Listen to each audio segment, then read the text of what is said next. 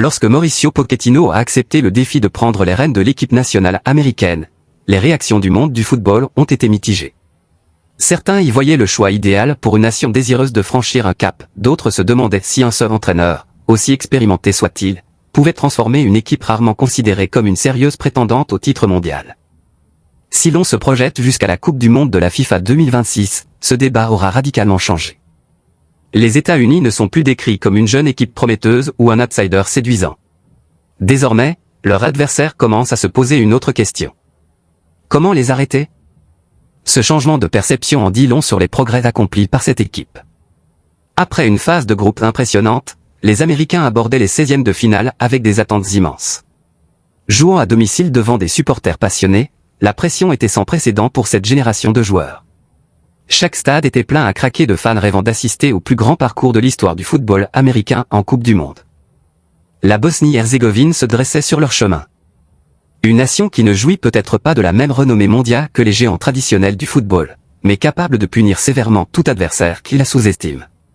La Bosnie a démontré tout au long du tournoi qu'elle était organisée, disciplinée et intrépide.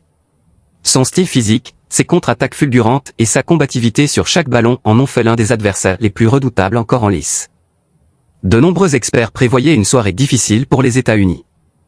Ils pensaient que la structure défensive de la Bosnie contrarierait les Américains, tandis que leurs joueurs expérimentés sauraient exploiter la moindre erreur. Mais Mauricio Pochettino avait passé des mois à préparer son équipe précisément à ce genre de moment. Dès sa première séance d'entraînement, il a exigé de l'intensité. Pas seulement lors des attaques. Pas seulement en défense. Mais pendant chaque seconde du match. Les joueurs qui semblaient auparavant se contenter de conserver le ballon devaient désormais presser sans relâche, le récupérer en quelques secondes et attaquer avec rapidité dès qu'un espace se présentait.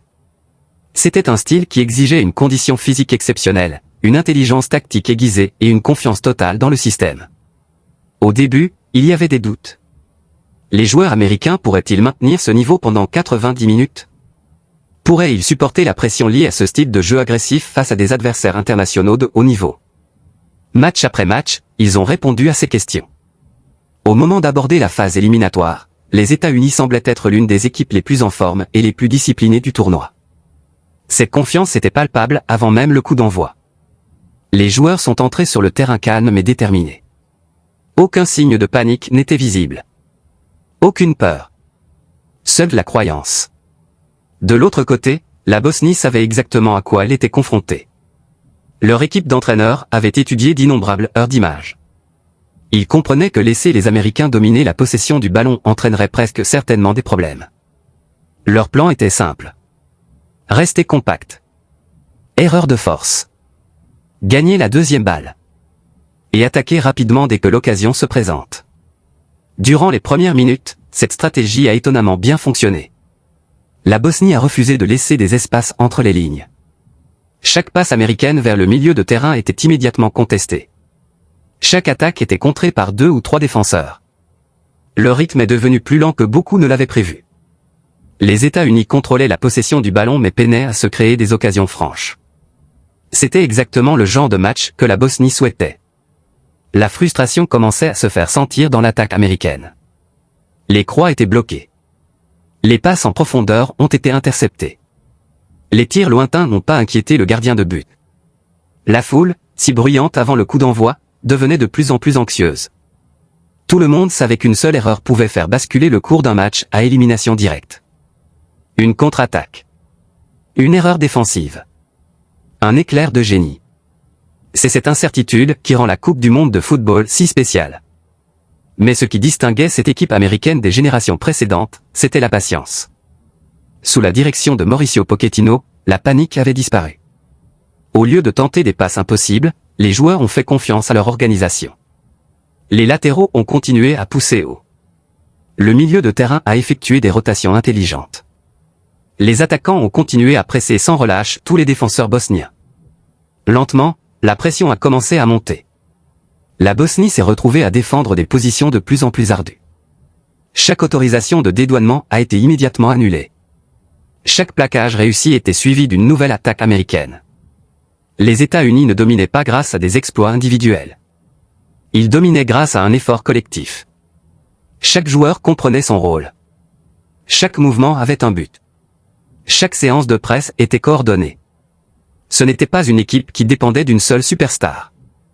C'était une véritable machine à gagner au football, bâtie autour de l'organisation, de la discipline et d'une énergie inlassable. C'est précisément le type de football auquel Mauricio Pochettino a toujours cru. Que ce soit à Southampton, Tottenham, au Paris Saint-Germain ou à Chelsea, sa philosophie est restée la même. Battez-vous pour chaque balle. Surpassez votre adversaire. Attaquez avec courage. N'arrêtez jamais de courir. Pour la première fois, ces principes se reflétaient pleinement au sein d'une équipe nationale américaine. Finalement, la percée a commencé à paraître inévitable. Les défenseurs bosniens commençaient à se fatiguer. Le milieu de terrain ne pouvait plus fermer toutes les voies de passe. De petits espaces ont commencé à apparaître entre les lignes défensives.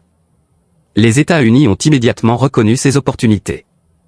Le rythme s'est accéléré. Le passage devint plus sec. Le mouvement s'est accéléré. L'atmosphère à l'intérieur du stade a complètement changé. Les fans sentaient que quelque chose de spécial se préparait.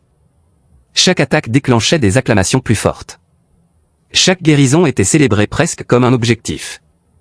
La ferveur qui régnait dans le stade est devenue contagieuse. La Bosnie a brillamment défendu pendant une grande partie de la première mi-temps. Mais face à une équipe qui exerce un pressing aussi incessant, maintenir sa concentration pendant 90 minutes est quasiment impossible. Un moment d'inattention. Une réaction retardée. Une passe mal ajustée. Parfois, c'est tout ce qu'il faut. Et les États-Unis n'attendaient que ça pour punir précisément cela. La question n'était plus de savoir s'ils allaient créer une opportunité. La question était de savoir si la Bosnie pourrait survivre à la tempête grandissante.